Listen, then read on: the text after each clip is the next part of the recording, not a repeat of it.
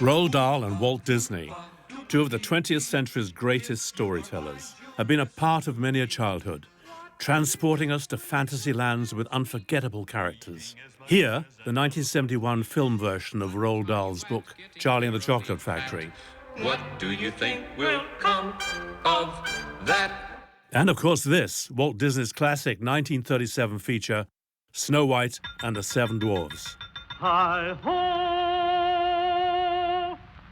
Both works feature magical little characters.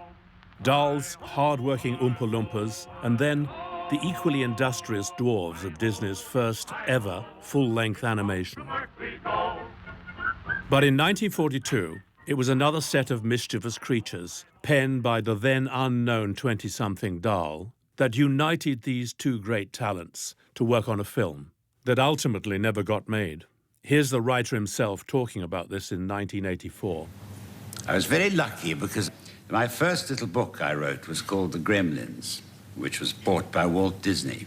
I'm Gerald Scarfe, and having created illustrations for both Dahl and Disney, the idea that they work together on a film fascinates me. When you wish upon a star, makes no difference who you are. Anything your heart desires will come. In fact, I was partly inspired to become an artist after seeing Pinocchio as a child, later working at the Disney Studios in Burbank, California, as production designer on the 1997 film Hercules. I also met Roald a couple of times, and later, after his death, I was asked to design the sets and costumes for the Los Angeles Opera's 1998 stage production of his book, Fantastic Mr. Fox. So what became of their film that took young RAF pilot Dahl to Hollywood to mingle with the likes of Spencer Tracy and Charlie Chaplin, even having tea at the White House? Why did the project never see the light of day? Did it have its own gremlins in the works? Dahl's career as a fighter pilot in World War II was cut short after he crash-landed his aircraft. That's when he turned to the written word and the gremlins, as he told Roy Plumley in Desert Island Discs in 1979.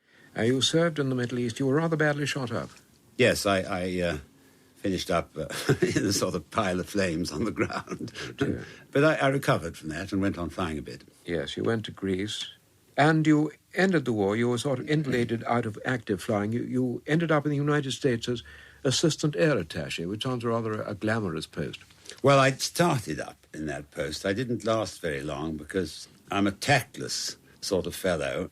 So Dahl is now behind a desk working in public relations in Washington, D.C., writing down his flying experiences for propaganda purposes to get the United States more on side in the war. This led to his first published story, Shot Down Over Libya, which appeared in the Saturday Evening Post.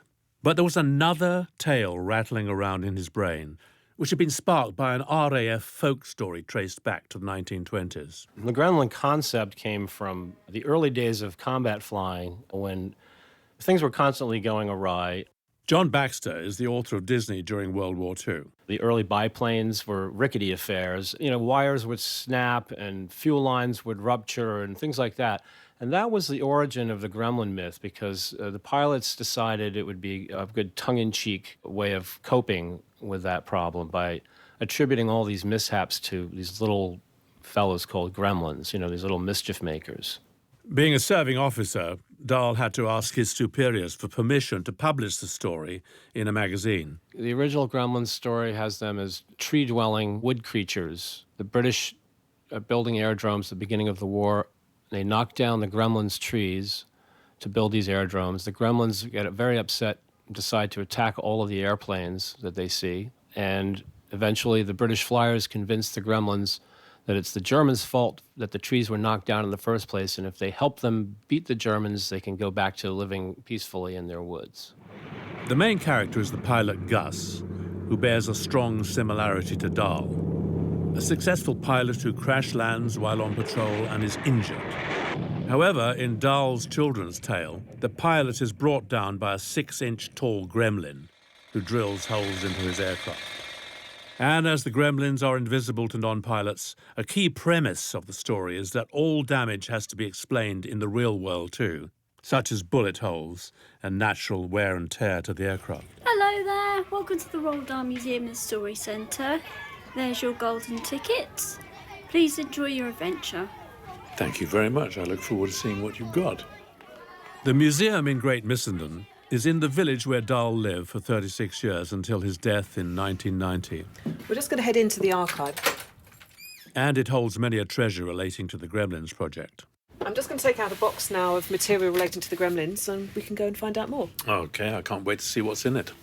Rachel White is archivist and collections manager at the museum, home to a rather special item that marks the start of Dahl and Disney's relationship. This is fascinating. What is this?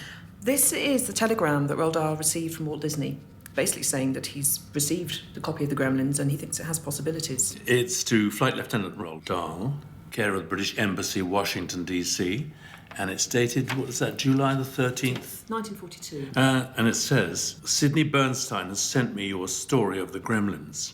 Believe it has possibilities. Would be interested in securing this material, and will have our Mr. Feitel in Washington contact you regarding same. And it's signed Walt Disney, Burbank, California. That's amazing, absolutely incredible. Rather fortuitously, Dahl's superior, Sidney Bernstein, was not only head of the British Intelligence Service, but a movie producer. Bernstein spotted the story's potential and knew to contact Disney. John Baxter again. Walt Disney was interested in the Gremlins project for two reasons. One, the concept of gremlins was all over the place. There was a huge air war going on, so there were hundreds of thousands of men flying combat, and the gremlin myth grew exponentially. It felt very topical. And then the second reason was Walt was completely smitten with aviation and wanting to present war aviation as straight entertainment. That's how he saw the Gremlins project. And for the British Air Military, Dahl's quirky story about these creatures was seen as an opportunity to strengthen relations with the US, especially as the country had only just entered the war 7 months earlier, in December 1941. However, for Disney, there was one stumbling block. Because the myth was in common use in the RAF among pilots, he couldn't copyright the Gremlins name. So Disney and Dahl did a deal after the story was published in a magazine. The agreement was that Walt would have his artists do the illustrations. Paula Sigmund Lowry worked in the heart of the Disney company as an archivist for almost 15 years, based at its headquarters in Burbank, California. By doing this, Disney, although he couldn't establish copyright on the name of the Gremlins, he could establish ownership rights for the look of the Gremlins. And that would allow him to proceed in making eventually a film, which was also part of the agreement. And both Dahl and the British Air Ministry would actually have approval of the story and the overall film version, which was really rare for Walt to give that kind of permission to a third party. The RAF's stamp of approval also meant that, in exchange for the film rights, a small cash payment would be donated to the RAF Benevolent Fund, along with a share of royalties generated by any Disney Gremlins books. The story was published in Cosmopolitan magazine in the States in December 1942, with Dahl using the nom de plume Pegasus. However, when Dahl saw the sketches prior to publication, his strong ideas about his creations started to become clear. He was not thrilled with the design of the characters. He thought they should be all wearing little bowler hats, and instead the Gremlins were wearing leather flying helmets with horns on them, and they wore goggles. He didn't feel they looked like the Gremlins that he had envisioned, and he was unhappy about that. Dahl wrote to Disney saying as much. He was told it was too late by then to make changes, but that there would be time to work on their look for the film itself. In November 1942, Dahl took a couple of weeks' holiday from his desk job in Washington and found himself heading out to Hollywood to work on the book illustrations and to be around as the film developed. Donald Sturrock is the author of the official biography, Storyteller, The Life of Roald Dahl, and has also directed several stage and TV productions of Dahl's work.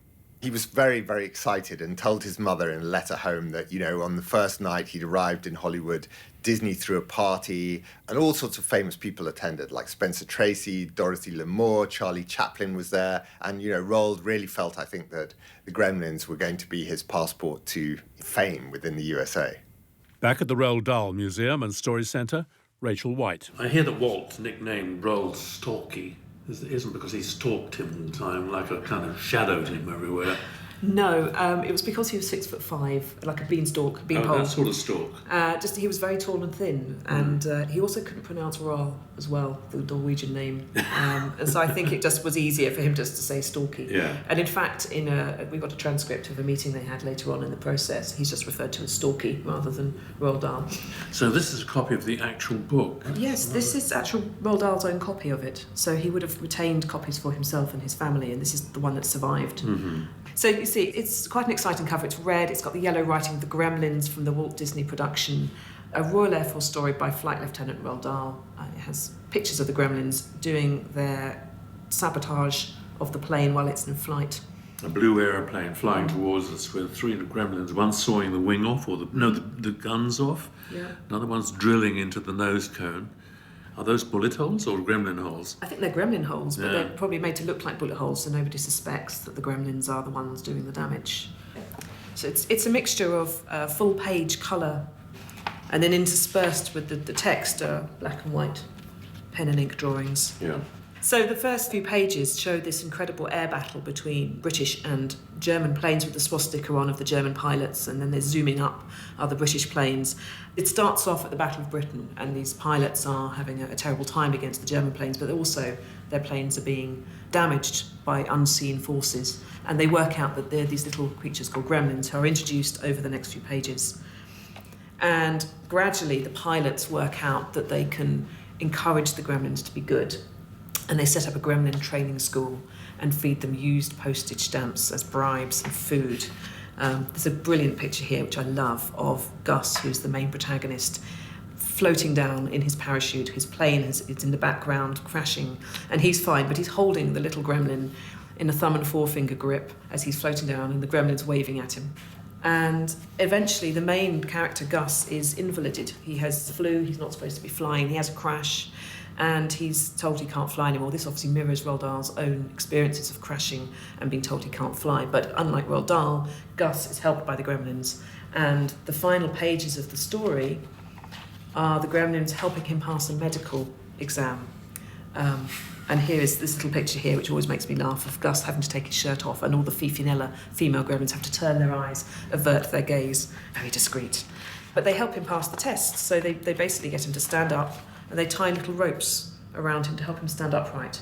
He passes his medical, and he skips off back to the airfield, ready to fly another mission, with the gremlins following him, and that's how it ends. 50,000 copies of the Gremlins book were published in April 1943 by Random House, with another 30,000 in Australia. It sold out within 6 months. But the wartime paper shortage put paid to another print run.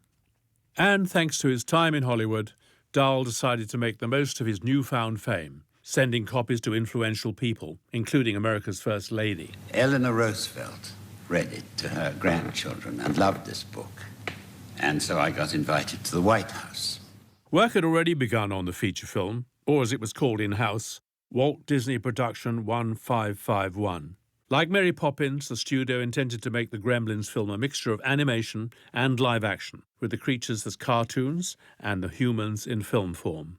But, ever protective of his creations, this format irritated Dahl, who wanted it all in cartoon, even writing a letter claiming a gremlin called Bottlenose Bill wasn't happy with the decision.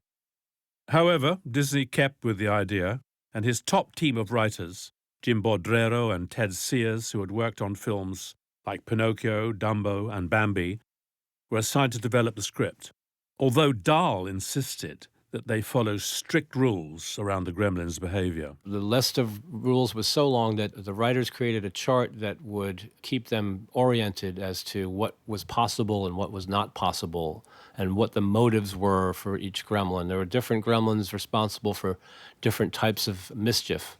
And then also there was a column on the same chart for the logical explanation for the mischief. By early 1943, the Gremlins had totally captured the American imagination, with articles in Newsweek and Time.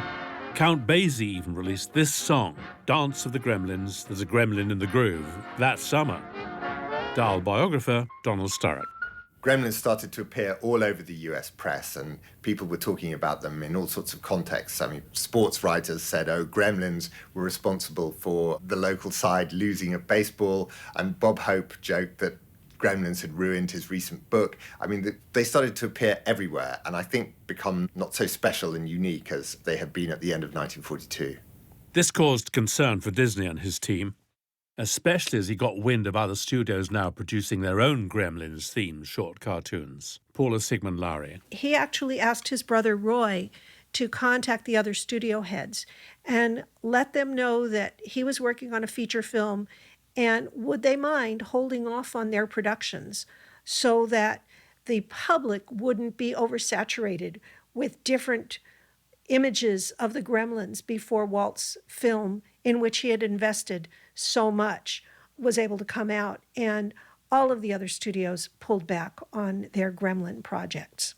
Perhaps also because of the conditions under which Walt was making his film, as an agreement with the British Air Ministry, with funds going to the RAF Benevolent Fund. In April 1943, Dahl visited the studios in Burbank for a second and final time.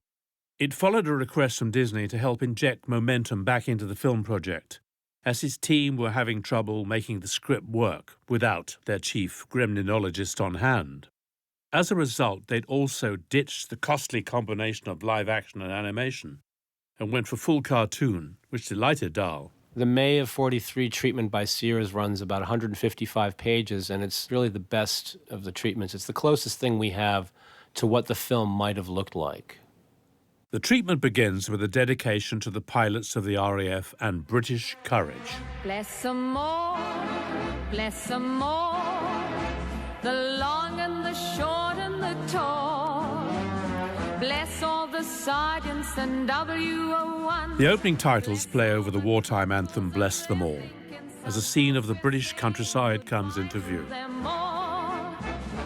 The narrator states it is 1940, and soon there's an air battle with a German plane as a Spitfire is then forced to make an emergency landing.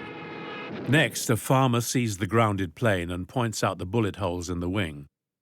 And it's red-headed Scottish pilot called Scotty who says, "They're not bullet holes, that's Gremlin's work." Cinematic touches are then added, with the audience feeling they are flying, as the scene then shifts to a view that is from the cockpit. The scene then switches to Gremlin headquarters, where Cockney Gremlin Gus teaches young Gremlins mischievous ways and to set their sights on human pilot Rip, who is said to look like a young Fred Astaire, and doesn't believe in what he calls Gremlin rot damaging planes. We soon see Rip catching a cold after spandules, those ice-breathing gremlins, create a chill in his room at night through a crack in the window. And the next day, against the advice of his fellow pilots, an unwell Rip goes up in his plane, sneezes, and is then discovered by a German bomber. Rip soon sees Gremlin Gus alongside him, and fellow gremlins start sabotaging the aircraft, saying, "End of the line, lad, this is where you get off. We've nothing against you. It's the plane we're after." The gremlins then help a groggy Rip open his parachute as he falls out of his damaged plane and is rescued from the British Channel. Hitler appears in Berlin, ranting to his generals, blaming gremlins for the damaged RAF aircraft, and heads out to broadcast a speech to his nation. The scene then cuts back to a hospital in England, where an injured Rip is recovering. Gremlin Gus appears, invisible to medical staff, and argues with Rip about the destruction of the woodland to make aircraft hangars. But Rip wins Gus over by saying the Nazis would destroy gremlins too if they don't stop them.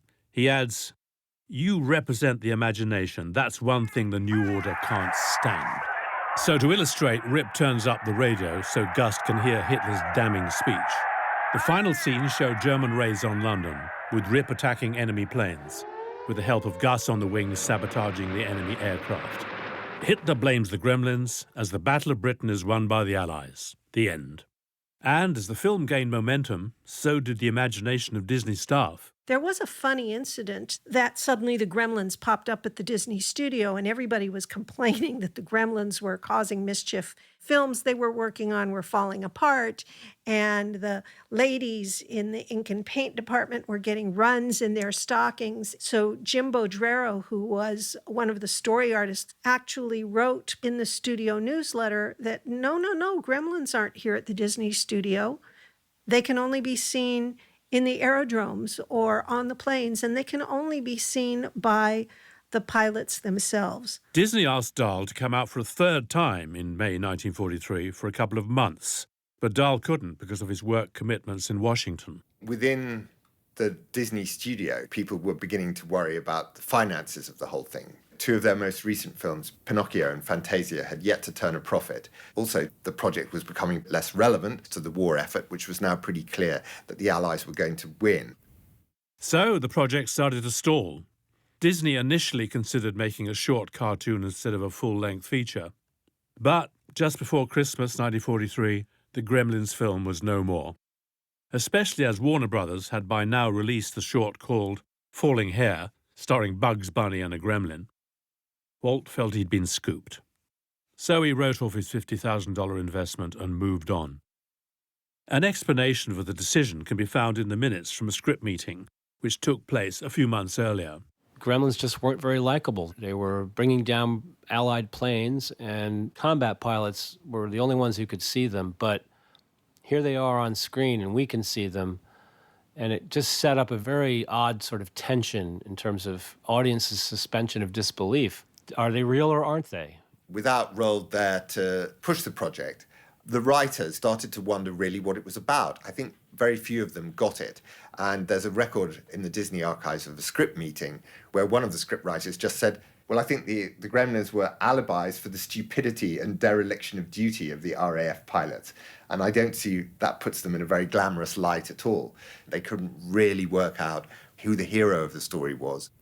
They made perfectly fine short story fable characters. But once you put something on the screen, there's a lot more scrutiny of character development and character elements. The issue of copyright also remained a bone of contention for the studio throughout the project. Despite the British Air Minister's seal of approval for the Disney and Dahl version of the Gremlins, because the story was originally born out of an RAF myth, several pilots came forward to stake their claim on the idea and Dahl's title of chief gremlinologist.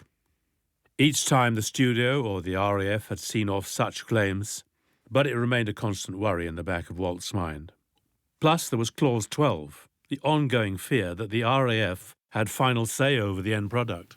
Disney remained throughout the whole time that the movie was in production or development. This business of Clause 12 worried them. This idea that somehow someone from the RAF might come along quite arbitrarily and say, we don't like it. Disney wrote to Dahl saying, every time I refer to Clause 12, I become a little apprehensive of what I might be facing. And that, given the amount of money required to make a feature, he said the studio could not, quote, be subjected to the whims of certain people, including yourself.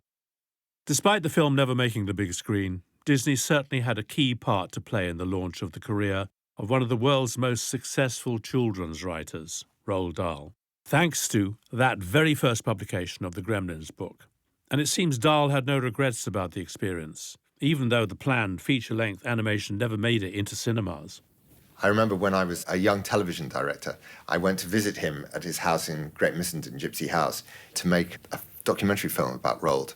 And he ushered me into the dining room. And I noticed there were one or two of those early illustrations that he'd been given by the illustrators of Disney hanging on the wall. So he obviously, I think it was something that he treasured and valued and was a source of many happy memories for him. Dahl and Disney did get to work together on the big screen, albeit posthumously, just over half a century later in 1997, with this, Disney's production of James and the Giant Peach. My name is James, that's what Mother called me.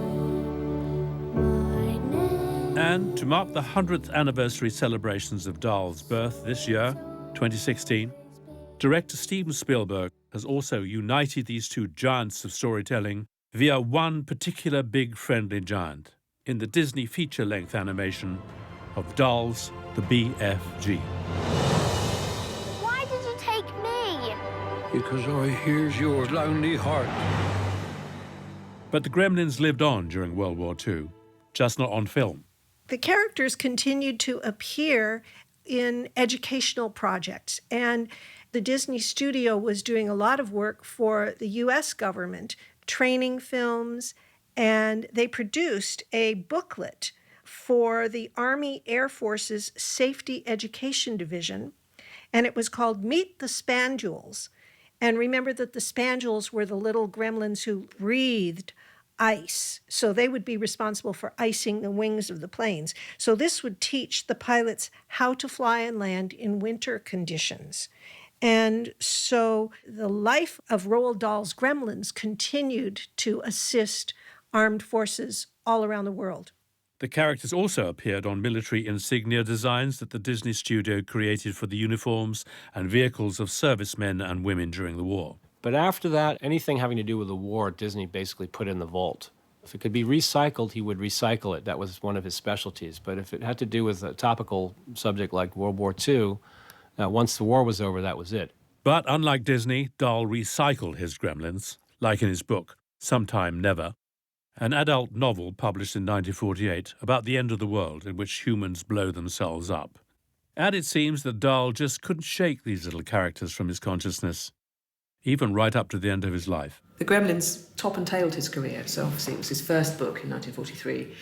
And then the Minpins, which was published just after his death in 1991, used some of the same motifs.